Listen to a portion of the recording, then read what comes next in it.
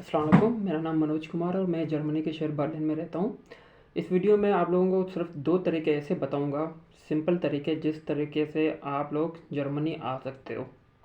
बहुत सारे ऐसे तरीके होते हैं कि यार लोग बोलते हैं कि हमारे से यार ये नहीं होता, हम किस तरह जाएँ, हमारे पास आइल्स नहीं है, हमारे पास एक्सपीरियंस नहीं है, या हम क्या करें, हमारे पास कोई ऐसी मोटिवेशन, कोई ऐसी चीज़ नहीं है जो हमें मोटिवेट कर पाए, हमें इन्फॉर्मेशन दे पाए कि भाई हम किस तरीके से जर्मनी जा सकते हैं। तो ये इन सब के लिए है जो स्टूडेंट हैं, जॉब के लिए जाना चाहते हैं, फैमिली के लिए जाना चाहते हैं, फैमिली को साथ लेके जाना चाहते हैं, सबके लिए एक इन्फॉर्मेशन वीडियो है।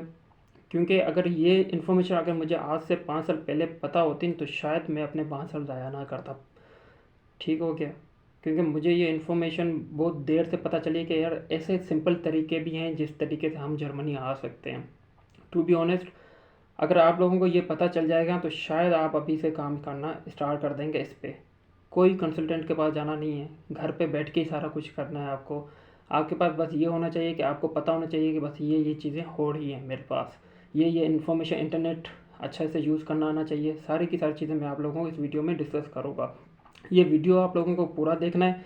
आपको अपना माइंड क्लियर कर लेना है कि यार अभी हमें किस तरीके से हम जर्मनी जा सकते हैं। सिंपल तरीका मैं बताऊंगा। 90% लोग ये तरीका इस्तेमाल करते हैं, मैंने भी ये तरीका इस्तेमाल किया था। 10% लोग फिर हार्ड तरीका इस्तेमाल करते हैं, फिर उनको ज़्यादा टाइम लगता है, वो फिर आइल्स देते हैं, बहुत सारी चीज़ें देते हैं, डॉक्यूमेंटेशन करते हैं, एक्सपीरियंस होता है उनके पास, वो 10% में आ जाता है। 90% जो लोग हैं यहाँ पर जो जर्मनी में बैठे हुए हैं, वो यही रूट, 2 तरीके जो मैं बताऊंगा, यही रूट फॉलो करके यहाँ पर जर्मनी में आते हैं। इसके अलावा इनका कोई शॉर्टकट नहीं है। जर्मनी में अगर आप लोग आना चाहते हैं, आप लोग सोच रहे हैं कि बस बिल्कुल ऐसा शॉर्टकट बता दो बस यहाँ पर आ जाएं, कोई शॉर्टकट नहीं होता। जर्मनी में आपकी प्रॉपर डॉक्यूमेंटेशन होती है। आप अच्छे से डॉक्यूमेंटेशन करोगे, जर्मनी आपको 100% वीज़ा देगा। क्योंकि जर्मनी में ऐसे समझ लें कि अभी भी लेबर इनको 4 लाख 5 लाख एवरी ईयर इनको चाहिए होते हैं बाहर से। ये बाहर से हायर करते हैं। हाँ, समझ जाएं कि कितनी डिमांड है यहाँ पर। तो चलो मैं आप लोगों को बताता हूँ कि यार 2 तरीके सिंपल किस तरह आप यहाँ पर आ सकते हो। देखें, सुने आप। अगर आपने इंटरमीडिएट कर लिया है, ठीक हो गया, इंटरमीडिएट याद आप पेपर पे लिख भी सकते हैं सारी चीज़ें। अगर आपके पास मैट्रिक टू इंटरमीडिएट इन्फॉर्मेशन आपके पास है, एजुकेशन मैट्रिक टू इंटरमीडिएट, इससे ज़्यादा नहीं बोल रहा हूँ, 12वीं तक आपके पास है, ठीक है। उसके बाद आप जर्मनी में किस तरह आ सकते हैं। जॉब सीकर वीज़ा आपको नहीं मिलेगा, ये बात क्लियर होगी। आप जर्मनी में आप क्या करें, जर्मन लैंग्वेज करें A1। सिर्फ जर्मन लैंग्वेज करनी है आपको A1। इंटरमीडिएट के बाद जर्मनी आना चाहते हैं तो A1 करें। विद इन 2 मंथ में आप जिस सिटी से भी हैं, जिस कंट्री से भी हैं, आपकी A1 2 मंथ में हो जाएगी, 2 से 3 मंथ में हो जाती है।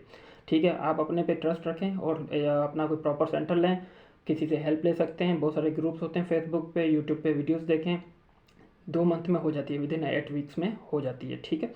A1 का सर्टिफिकेट आ गया आपके पास, फ़ौरन फ़ौरन ही आप जाके दाद.de पे, या यूनी असिस्ट इसकी वेबसाइट है, या इसके अलावा भी मल्टीपल यूनिवर्सिटी की अपनी वेबसाइट्स भी होती हैं जर्मनी में। तो बैचलर के लिए आप अप्लाई करें, ठीक है, बैचलर के लिए अप्लाई करें। कोई आइल्स नहीं चाहिए, A1 की बेस पे आपको अप्लाई करना है। जर्मन लैंग्वेज में आपकी एडमिशन हो जाएगी यहाँ पर आपकी जब वीज़ा लग जाएगा यहाँ पर आए, क्योंकि एम्बेसी भी फिर आपको आपसे आइल्स नहीं मांगेगी, क्योंकि आप जर्मन लैंग्वेज में यहाँ जा रहे हैं। अगर इंग्लिश प्रोग्रामिंग, इंग्लिश टॉट में जा रहे होते हैं तो फिर एम्बेसी आपसे आइल्स मांग सकती है। फिर आप क्या करोगे भाई, उनको बोलेंगे कि भाई मैं तो जा ही जर्मनी में रहा हूँ, जर्मन लैंग्वेज में वहाँ जाके पढ़ूंगा, तो वो आपसे आइल्स नहीं मांगेगी, ठीक है। सिर्फ A1 की रिक्वायरमेंट है इसमें, ठीक हो गया। ये बात क्लियर होगी। A1 के बेस पे आपकी यहाँ पर एडमिशन हो जाएगी। डॉक्यूमेंटेशन आपको क्या चाहिए, सारे डॉक्यूमेंटेशन मैट्रिक टू इंटरमीडिएट आपके पास डॉक्यूमेंट होना चाहिए आपके पास पूरा। उसके अलावा आपकी प्रॉपर CV होनी चाहिए, मोटिवेशन लेटर होना चाहिए। मोटिवेशन लेटर अगर आपको मेरे से चाहिए तो आप मेरे से मांग सकते हैं कि मोटिवेशन लेटर भाई मुझे सेंड कर दो, मैं आपको स्टडी का सेंड कर दूंगा, ठीक हो गया। और उसके अलावा जितनी भी प्रॉपर ब्लॉक अकाउंट होता है वो आपको पता होगा कि जो भी जर्मनी आना चाहता है तो ब्लॉक अकाउंट बहुत ज़्यादा इंपॉर्टेंट है। थोड़े बहुत क्योंकि वो पैसे आपके अपने हैं, लेकिन फॉर द स्टार्टिंग आपको चाहिए होते हैं। ये सबसे बेस्ट तरीका है। 50% मैंने लोग देखे हैं जो A1 की बेस पे आए हैं। मेरे पता नहीं कितने दोस्त यहाँ पर A1 की बेस पे आए हैं विदाउट आइल्स। ये क्लियर हो गया। लोग आइल्स का सोचते, क्योंकि आप अगर इंटरनेशनल कंट्रीज़ में जाना चाहते हैं, जैसे US हो गया, Australia, Canada, UK, Germany, New Zealand, किसी ऐसी कंट्रीज़ में जाना चाहते हैं जिसमें आइल्स के बगैर एडमिशन होता ही नहीं है। माइंड में ये बैठ गया है, अभी हमारे माइंड में सब में मतलब ये चीज़ें बैठ गई कि आइल्स है नहीं हमारे पास यार, हम तो जा ही नहीं सकते। फिर हम क्या करते हैं, या तो दुबई देखते हैं या मलेशिया देखते हैं या कोई ऐसी चाइना देखते हैं, ऐसे कंट्रीज देखते हैं जहाँ पर हम अपनी मास्टर कर लेते हैं वहाँ से, या बैचलर कर लेते हैं। तो मैं ये कहूँगा कि यार जर्मनी विदाउट आइल्स आप यहाँ पर A1 के बेस पे आ सकते हैं। सिंपल यहाँ पर आ जाएंगे, 2 साल तक जर्मन लैंग्वेज सीखेंगे, जो 2 साल के बाद आपको वहाँ पर एडमिशन हो जाएगी, जिस यूनिवर्सिटी में आपकी एडमिशन होगी वहाँ से कंटिन्यू स्टडी कंटिन्यू करेंगे। उसके बाद भी अगर आप लोगों को जर्मन नहीं समझ में आती, आप अपनी यूनिवर्सिटी इंग्लिश डॉट में कन्वर्ट करवा लेना, ताकि 2 साल तक वैसे भी आपने अच्छे खासे पैसे कमा लिए होंगे, वही पैसों को यूज़ करके आप किसी भी प्राइवेट यूनिवर्सिटी में यहाँ एडमिशन ले लेना। आप बिल्कुल सिंपल तरीका हो जाएगा।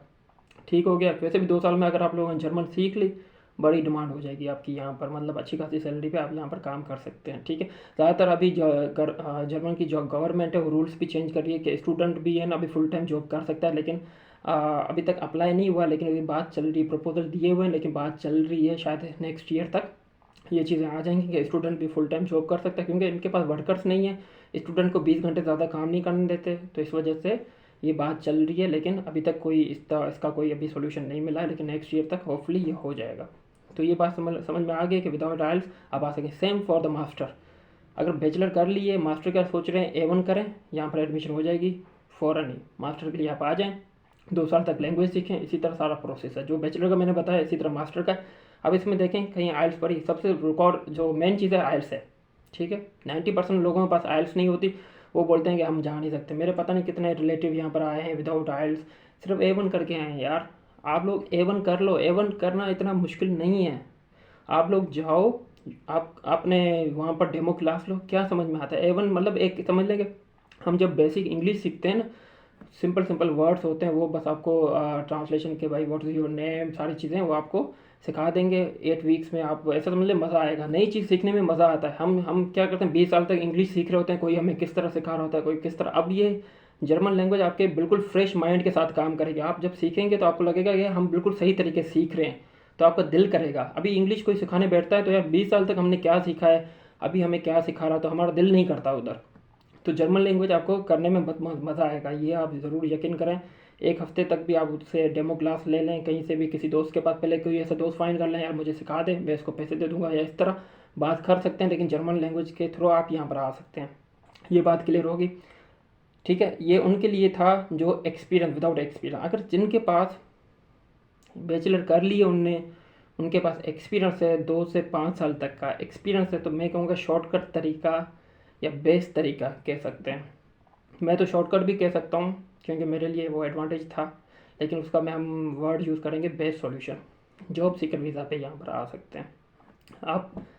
यार इतना इजी तरीका मैंने अपनी लाइफ में, मुझे पता होता, मैंने ज़िंदगी मतलब अपने टाइम पुराना, मैं अपना टाइम ज़ाया नहीं करता। मुझे अभी अफसोस हो रहा है कि यार मैंने 5 साल तक वहाँ पर क्या किया था और अभी मैं क्या कर रहा हूँ।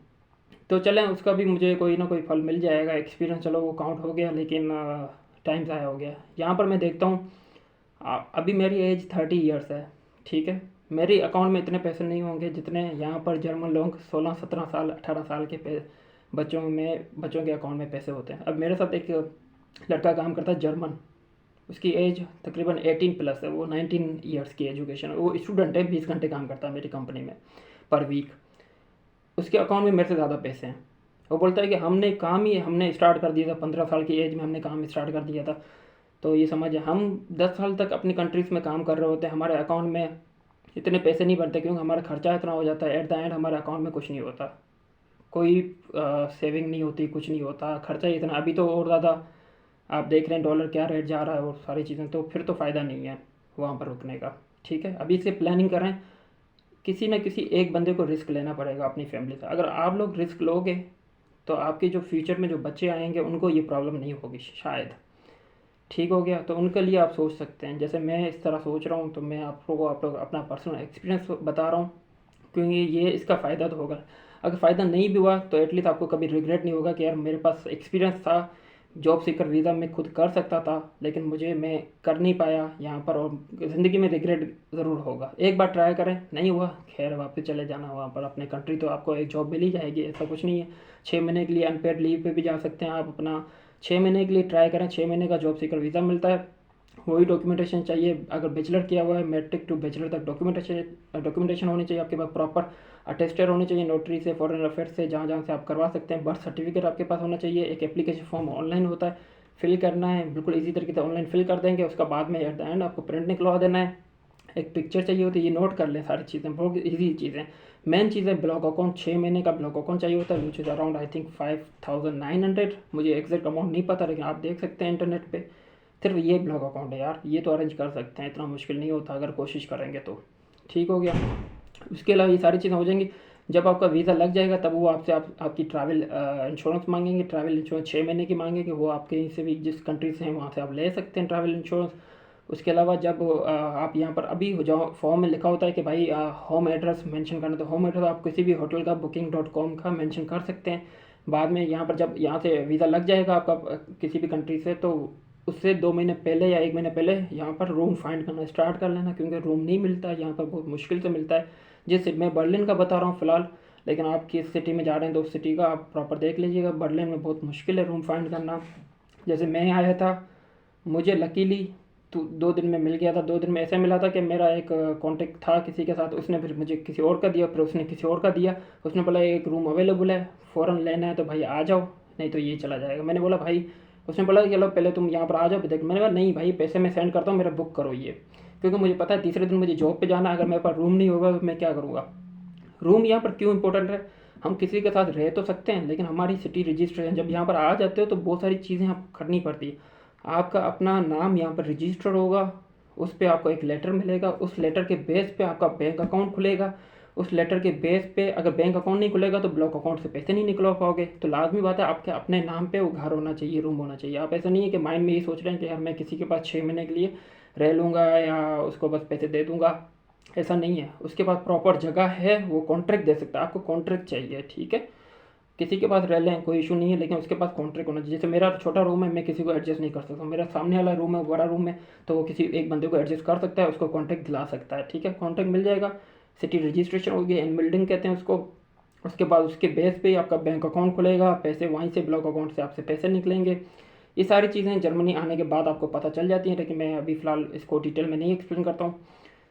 इसका कंक्लूजन मैं आपको ये बता देता हूँ, वीडियो एंड करते हैं क्योंकि बहुत लंबी वीडियो हो जाएगी। कंक्लूजन ये है कि ये सिंपल तरीके हैं। इसमें मुझे बताएं कहाँ पर आपको इतनी मुश्किलात हुई, कहाँ पर हार्डशिप इतनी आपको फील हुई कि यार कि मुझे समझ में नहीं आ रहा कि यार ये इतना भाई इतना इजी से बता रहा है कंसल्टेंट, तो पता नहीं क्या बोलते हैं। भाई कंसल्टेंट यार पैसे लेते हैं यार, अगर वो आपको इतना टॉर्चर नहीं करेंगे तो आप उनके पास जाओगे। मुझे ये बताओ, आपको पता है किसी भी कंट्री में आप यहाँ पर सिर्फ एक कंट्री ऐसा है जिसमें हमें कंसल्टेंट चाहिए, बाकी हर कंट्री का आप खुद कर सकते हो। चाहे आप जॉब पर्पज़ के लिए जाओ, चाहे किसी पर्पज़ के लिए। सिर्फ एक कंट्री है मैं आपको बता रहा हूँ, वो है ऑस्ट्रेलिया। याद रखना आप, ऑस्ट्रेलिया में आप वेरीफाई भी कर सकते हैं। ऑस्ट्रेलिया में 90% यूनिवर्सिटीज़ वो ये बोलते हैं कि आपका रजिस्टर्ड कंसल्टेंट होना चाहिए, क्योंकि आप ऑस्ट्रेलियन की किसी भी वेबसाइट या यूनिवर्सिटी में अप्लाई करते हो तो उसी वेबसाइट पे ही लिखा होता है, या जैसे आप फॉर एग्जांपल कराची से हो या इस्लामाबाद या किसी से भी दिल्ली से हो, तो उसी वेबसाइट पे उसके रजिस्टर्ड कंसल्टेंट होते हैं। जैसे कराची में जाओगे तो उसमें FBN ओवरसीज या बहुत सारे कंसल्टेंट के नाम आ जाते हैं, ठीक है। तो उन्हीं कंसल्टेंट के पास आपको जाना है कि भाई ये यूनिवर्सिटी मुझे समझ में आ रही है, मेरा प्रोसेस करें। तो ऑस्ट्रेलिया ये बोलता है, इनकी रिक्वायरमेंट है। बाकी किसी भी आप वेबसाइट पे चले जाएं, यूनिवर्सिटी में चला जाएं, कंट्री में चले जाएं, कोई है ही नहीं। डॉक्यूमेंटेशन आपको करनी है, ब्लॉग अकाउंट आपको खुलवाना है, अटेस्टेशन आपको करवानी है। कंसल्टेंट का इसमें क्या काम है, वो सिर्फ गाइडलाइंस देगा। गाइडलाइंस देने के लिए हम बैठे हुए हैं। अगर आप लोगों को हेल्प चाहिए पर्सनली तो आप मुझसे व्हाट्सएप, मेरा इस पर अटैच है, व्हाट्सएप ग्रुप ज्वाइन करें। इसके अलावा भी अगर आप लोगों को कुछ चीज़ें नहीं समझ में आती तो वो शेयर करें, मुझे बताएं कि भाई मुझे हेल्प चाहिए, 1-to-1 मेरे से मीटिंग कर सकते हैं आप। इसके अलावा भी कोई क्वेश्चन हो तो आप कमेंट सेक्शन में भी पूछ सकते हैं मेरे से। अगर फर्स्ट टाइम चैनल पे आए तो सब्सक्राइब ज़रूर करें। इस तरह की मेरी बहुत सारी वीडियोस आती हैं, लाइक करें, इसको शेयर करें अपने दोस्तों के साथ। अगर कुछ मेरी इसमें आप लोगों को बातें समझ में आई है, समझ के इतना ईजी प्रोसेस है यहाँ पर, अगर आप लोग करेंगे। बाकी मिलेंगे इंशाल्लाह नेक्स्ट वीडियो में। अल्लाह हाफिज़।